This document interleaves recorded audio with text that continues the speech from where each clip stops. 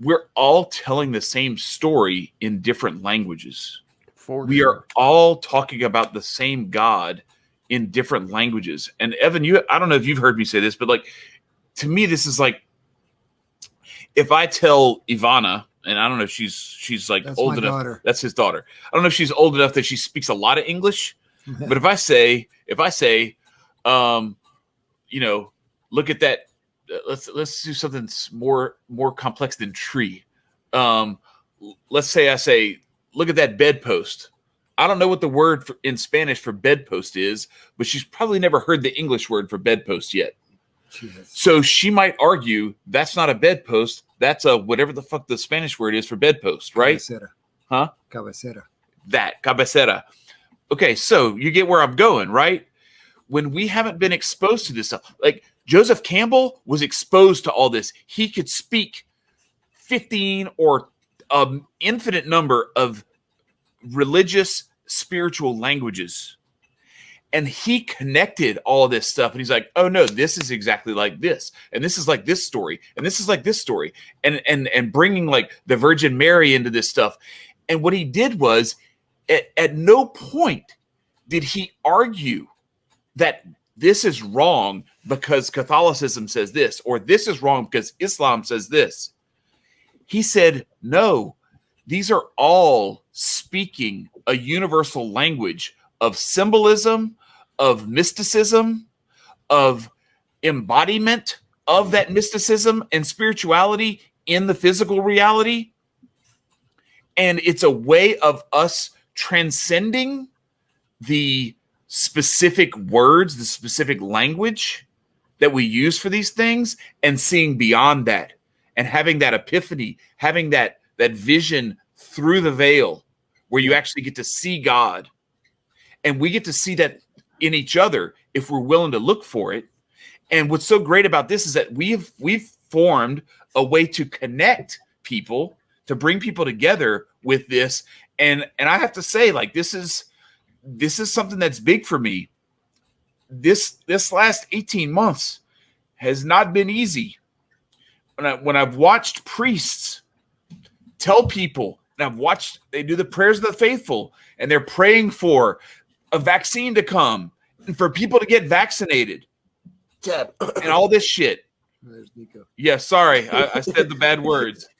When they say this stuff, you know, I can understand why people are really receptive to that. Anyway, no, when you see the people who are supposed to be your leaders, who are supposed to be the people who are the vehicle through which truth and knowledge and spiritual goodness and all that stuff comes from, right?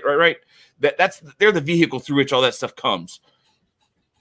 When they start doing this stuff and they start telling you about like how it's your duty to pay your taxes and all this stuff, and I'm like, bro, y'all like are exempt from a lot of that stuff. Yep. As a church, and you can tell me I got to do it, and then the stuff that I'm paying taxes for, they're bombing little children. They're murdering people with this shit. Yep. Get the fuck out of here. So it's been really difficult for me. Yeah. And to have a man like Marcus, who I met 3.5 years ago, I guess, who practices voodoo, who has all this other stuff that like he reads Alexander Crowley and quotes him all the time. And that scares the fuck out of people. And I get it. I understand because it used to scare the shit out of me too. Marcus said, don't lose connection with those rituals, with those rites, with those things that bring the spiritual reality into the physical reality. It's the thing that's kept me going, or it's one of them anyway. And anyway, I owe you a lot of credit for that. So that's the two things I wanted to say. Sorry, I see you getting all red-faced there, but I had to do it. I had to break it down for the people. But no, that's like I think that's the mission that we're on. That's why going back to Joseph Campbell. Look, I'm going to keep fucking talking about this. People need to see this shit. They need to read. I'm going to go read the hero with 1,000 faces, and I can't wait to talk to Vin Armani about this stuff on Sunday. But this is what we are.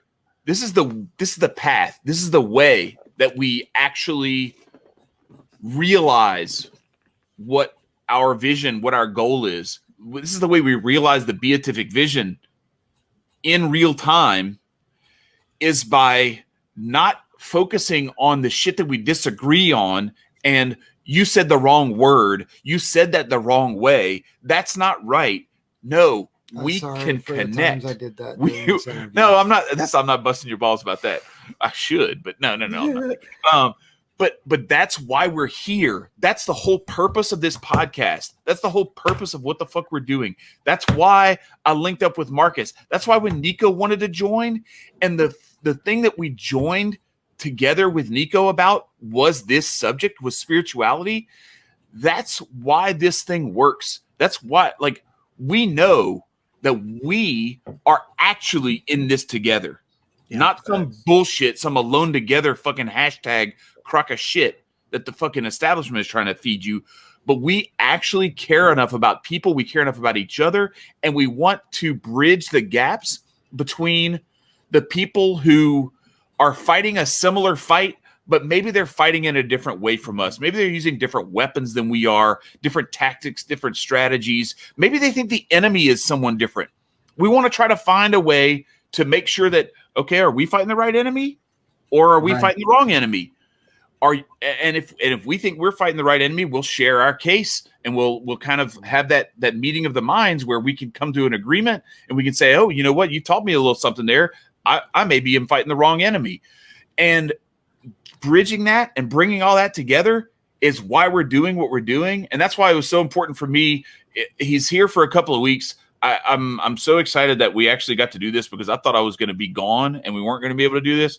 But to have my little brother here, because as much as he'll probably claim that I'm like an inspiration to him because I'm older than him, almost 8 years older than him, this dude, I can't call him little because he's like 6'3". He's bigger than me, but or he's taller than me anyway. I weigh a lot more than him, and I arm wrestle the fuck out of him. But he has taught me so much of what I bring to this, and you've seen it here. Like, you've seen, like, in real time, like, this dude ain't no fucking joke. And anyway, that's it. I said my piece.